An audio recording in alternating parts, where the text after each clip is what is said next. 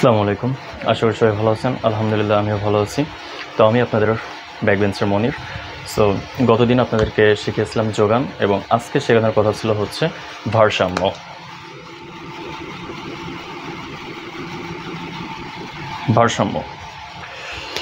তো আমরা ক্লাসটা শুরু থেকে শেষ পর্যন্ত দেখার চেষ্টা করব না টেনে, কারণ আমরা যদি টেনে টেনে দেখি তাহলে ক্লাসটা হয়তো আমরা বুঝতে পারবো না বা কোনো জায়গায় বুঝে উঠতে পারবো না। তো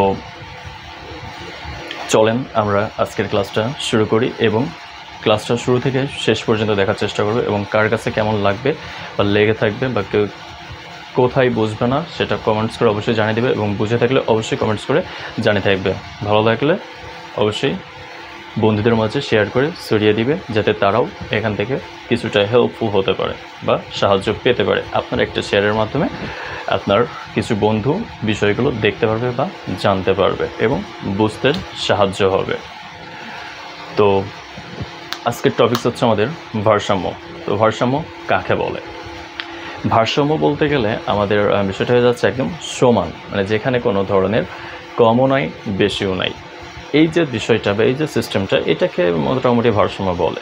তো আমরা যদি বইয়ের ভাষায় বলি যে ভারসাম্য কাকে বলে, ভারসাম্য হচ্ছে ক্রেতা বিক্রেতার দর কষাকষির ফলে এমন একটি দামে দ্রব্যটি ক্রয় বিক্রয় হয় যেখানে চাহিদা ও যোগান পরস্পর সমান থাকে।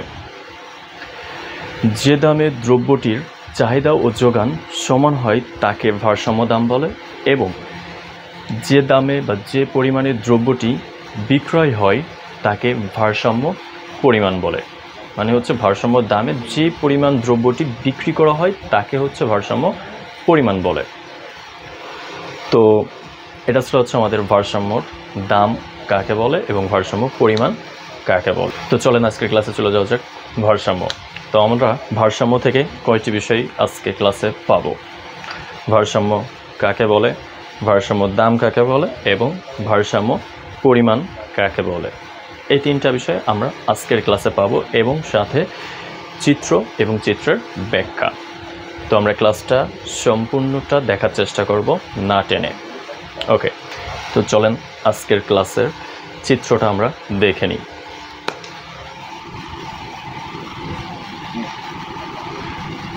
ও এক্স এবং ও ওয়াই। ও এক্স অক্ষে সে দ্রব্যের পরিমাণ বা কিউ অথবা দ্রব্যের পরিমাণ, এবং পি মিন্স দ্রব্যের দাম।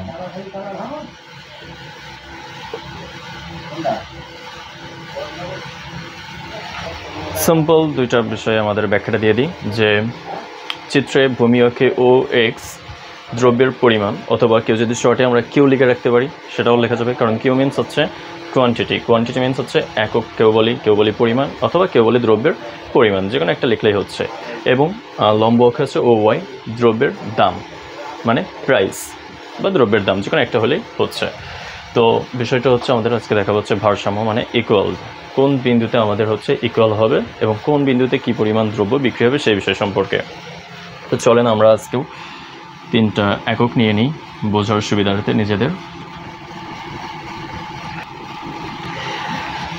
ভারসাম্য চিত্র আঁকানোর আগে আরেকটা বিষয় বলি, আমরা গত দুইটা ক্লাসে দুইটা চিত্র শিখেছি, এক চাহিদার চিত্র এবং যোগানের চিত্র। তাহলে দুইটাই দুই ধরনের চিত্র। এই দুই চিত্র আজকে আমরা একসাথে এখানে শিখব কিভাবে চাহিদা এবং যোগান দুইটা চিত্র একসাথে আমরা এই চিত্রের মাঝে দেখাবো। দেখায় আমাদের হবে হচ্ছে আজকের ভারসাম্যটা, কারণ ভারসাম্যর সংজ্ঞাতে আমরা বলে দিচ্ছি যেখানে চাহিদা এবং যোগানের পরিমাণ দুইটা সমান হবে, তাহলে আমাদের চিত্রের মাঝেও অবশ্যই চাহিদা এবং যোগান দুইটাই চলে আসবে। তো চলেন যাওয়া যাক। 2 টাকা, 4 টাকা এবং 6 টাকা। যোগানের পরিমাণ 5, 10, 15। আমি তিনটা চিত্রে একই মান দিয়েছি যাতে আপনাদের বুঝতে সুবিধা হয়। তাহলে আমি বলেছি যে চাহিদা এবং যোগান দুইটার চিত্র আমরা এখানে আঁকাবো, তারপরে যে আজকের ব্যাখ্যাটা দিব। তাহলে চলেন আচ্ছা, আগে চিত্রটা আঁকায় নিই আজকে এবং পরবর্তীতে ব্যাখ্যাটা দিচ্ছি।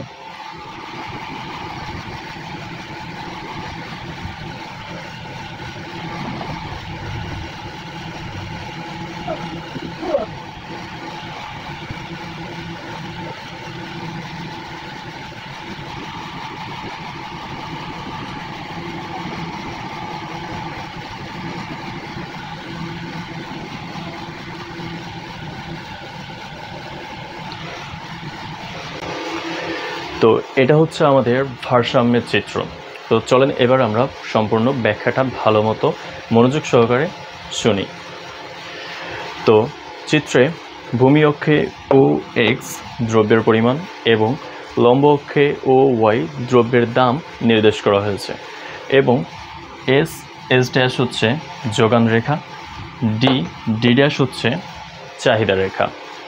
কারণ শুরুতে আমি বলেছি যে আমাদের আজকের ভারসাম্যের ভিতরে চাহিদা এবং যোগান দুইটা বিষয় দেখানো হবে। তো ডি ড্যাশ হচ্ছে চাহিদা রেখা এবং এস ড্যাশ হচ্ছে যোগান রেখা। ঠিক আছে, তাহলে চিত্রে আমাদের দ্রব্যের দাম যখন সর্বনিম্ন স্তরে 2 টাকা, তখন আমার যোগানের পরিমাণ 5 একক। কারণ এখান থেকে আমাদের শুরু হয়েছে হচ্ছে যোগানটা, তাহলে এই বিন্দুতে আমাদের হচ্ছে যোগান। কিন্তু আমাদের কথা হচ্ছে যে দাম যখন কম থাকে তখন যোগানের পরিমাণও কম থাকে, কিন্তু অপরদিকে আবার দাম যখন কম থাকে তখন চাহিদার পরিমাণ আবার বেশি থাকে। সো 2 টাকা দামে আমার যোগানের পরিমাণ হচ্ছে 5 একক এবং সাধারণ মানুষের বা ক্রেতাদের চাহিদার পরিমাণ হচ্ছে 15 একক, যেটা এই বিন্দুতে দেখানো হয়েছে। তাহলে 2 টাকা দামে যেহেতু যোগানের থেকে আমার চাহিদার পরিমাণটা বেশি হয়ে যাচ্ছে, সেজন্য অবশ্যই বিক্রেতারা দ্রব্যের দাম বাড়ায় দেবে। কারণ আমরা বাজারে যখন কোনো দ্রব্য কিনতে যাই, ওই একই দ্রব্যের চাহিদা যদি অধিক মানুষ করে, তাহলে দোকানদার বলো হঠাৎ করেই দাম বৃদ্ধি করে দেয়। যে দাম আগে একটা দামে বিক্রি করতেছিল, এখন ওই দামে মানুষের চাহিদা অধিক হয়ে যাচ্ছে। তো যেহেতু একই দামে মানুষের চাহিদার পরিমাণ অধিক হয়ে যাবে এবং দ্রব্যের পরিমাণ কম থাকবে, তখন দোকানদার অবশ্যই দ্রব্যের দামটা বৃদ্ধি করে দেয়। সেজন্য আমাদের ভারসাম্যের চিত্রতেও 2 টাকা দামে দেখা যাচ্ছে যোগানের পরিমাণ আছে কম 5 একক এবং আমার চাহিদার পরিমাণ হয়ে যাচ্ছে 2 টাকা দামে 15 একক। সেজন্য বিক্রেতারা এখানে দ্রব্যের দাম বৃদ্ধি করে দিয়ে 2 টাকা থেকে 4 টাকায় পরিণত করবে। এবং আমরা জানি হচ্ছে দাম বাড়লে চাহিদার পরিমাণ কমে আসে এবং দাম বাড়লে যোগানের ক্ষেত্রে যোগানের পরিমাণ বৃদ্ধি পায়। তাহলে দাম যখন 2 টাকা থেকে বৃদ্ধি পেয়ে 4 টাকা হয়েছে, এখন আমাদের চাহিদার পরিমাণ 15 থেকে 10 এককে পরিণত হয়েছে। 10 এককে কমে এসছে চাহিদার পরিমাণ এবং যোগানের পরিমাণ আমাদের 5 একক থেকে বৃদ্ধি পেয়ে 10 এককে পরিণত হয়েছে। কারণ দাম বৃদ্ধি পেয়ে 2 টাকা দাম বৃদ্ধি পেয়েছে, 2 টাকা থেকে 4 টাকা হয়েছে, তাই আমাদের যোগানের পরিমাণও 5 একক থেকে 10 এককে পরিণত হয়েছে। যেখানে চাহিদা রেখা ডি ড্যাশ এবং যোগান রেখা এস ড্যাশ দুইটা একটি বিন্দুতে বিন্দুতে যুক্ত হয়েছে, যেখানে দেখা যাচ্ছে চাহিদা এবং যোগানের পরিমাণ দুইটাই সমান। তো একইভাবে দাম যখন বৃদ্ধি পেয়ে 4 টাকা থেকে 6 টাকায় পরিণত করা হয়, তখন আমার চাহিদার পরিমাণ আবারও কমে আসবে, কমে 10 একক থেকে 5 এককে পরিণত হবে। একইভাবে যোগানরা বা ব্যবসায়িকেরা 10 একক থেকে বৃদ্ধি করে 15 এককে পরিণত করবে। কারণ দাম বাড়লে যোগানের পরিমাণ বৃদ্ধি পায়, আবার দাম কমলে চাহিদার পরিমাণ কমে যায়। সো উপরেরটা দেখানো হচ্ছে তীর চিহ্ন দ্বারা, যে এইদিকে তীর চিহ্ন দ্বারা আপনাদের দেখানো হচ্ছে হ্রাস পাচ্ছে এবং এইদিকে তীর চিহ্ন দ্বারা আপনাদের দেখানো হচ্ছে বৃদ্ধি পাচ্ছে। সো যোগানের পরিমাণটা আপনাদের বৃদ্ধি পেয়ে যাচ্ছে এবং চাহিদার পরিমাণটা আমাদের কমে যাচ্ছে। কারণ চাহিদাকে আমরা সহজ টেকনিকে ধরে রাখছিলাম সাধারণ মানুষ এবং যোগানকে ধরে রাখছিলাম ব্যবসায়িক অথবা বিক্রেতাগণ। তো আমাদের এখানে দাম যখন 6 টাকা বৃদ্ধি পেয়েছে, আমাদের চাহিদার পরিমাণ 10 একক থেকে 5 এককে কমে আসছে এবং যোগানের পরিমাণ 10 একক থেকে 15 এককে পরিণত হয়েছে। তো এখানে যেহেতু চাহিদার পরিমাণ আমাদের কমে এসে 5 এককে হচ্ছে 6 টাকা দামে, তো মানুষের চাহিদা যেখানে 5 একক, আপনার যোগান হয়ে যাচ্ছে তখন 15 একক, যেখানে 10 একক বেশি থেকে যাচ্ছে। তো মানুষের চাহিদার থেকে যদি দ্রব্যের পরিমাণ দোকানদারের কাছে বেশি থেকে যায়, ওই পরিমাণ দ্রব্যটি তো আর বিক্রি হবে না, সো ওই পরিমাণ দ্রব্যটা অবশ্যই নষ্ট হয়ে যাবে। তো ব্যবসায়িকরা কখনো তো দ্রব্য কিনে এসে নষ্ট করবে না, সো নষ্ট না করে সে কী করবে, অবশ্যই ওই দ্রব্যটা কেনা দামে সেল করে দিবে বা তার থেকে কম দামে সেল করে দিবে মানুষের মাঝে, যাতে মানুষ সেটা নিয়ে ভোগ করতে পারে। তো যেহেতু এখানে আমাদের চাহিদা ছিল 5 একক এবং ব্যবসায়িকদের যোগানের পরিমাণ ছিল হচ্ছে 15 একক, তো 10 একক আমাদের বাড়তি থেকে যাচ্ছে।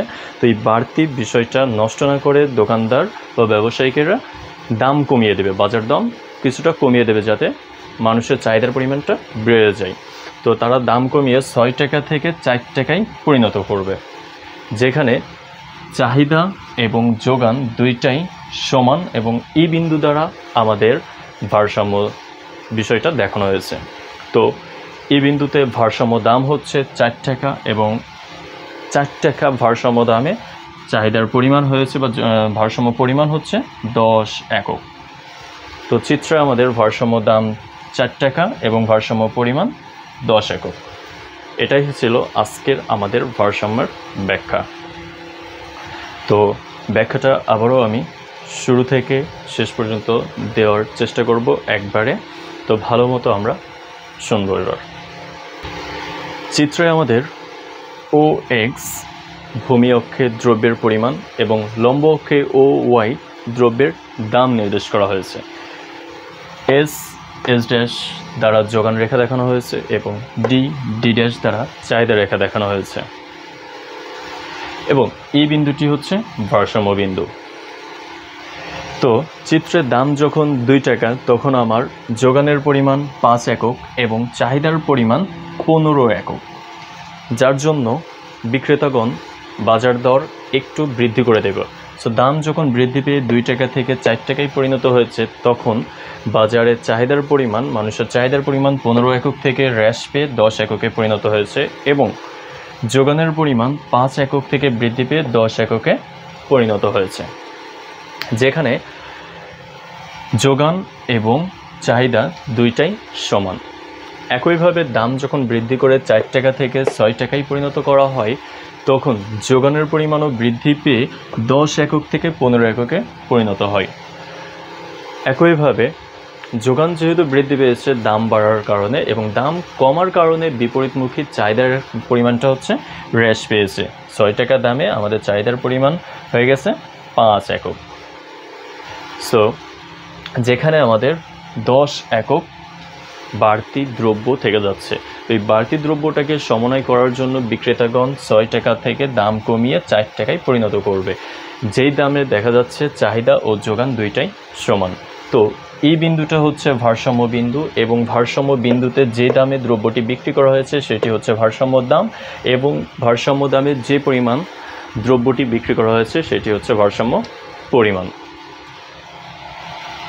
এটাই আজকের ক্লাস ছিল। তো ক্লাসটা কার কাছে কেমন লেগেছে অবশ্যই কমেন্টসের মাধ্যমে জানিয়ে দেবেন, এবং ভালো লাগলে ক্লাসটা শেয়ার করে দিবেন আপনার বন্ধুদের মাঝে, যাতে তারাও এখান থেকে হেল্পফুল হয় বা সাহায্য পেতে পারে। সো কার কাছে কেমন লেগেছে অবশ্যই কমেন্টসের মাধ্যমে জানিয়ে দিবেন, এবং শেয়ার করে আপনার বন্ধুদের মাঝে জানিয়ে দিবেন। সো এটাই ছিল আজকে আমাদের ক্লাস, এবং আগামী ক্লাসে থাকবে হচ্ছে ক্রমহ্রাসমান প্রান্তিক উপযোগ রেখা।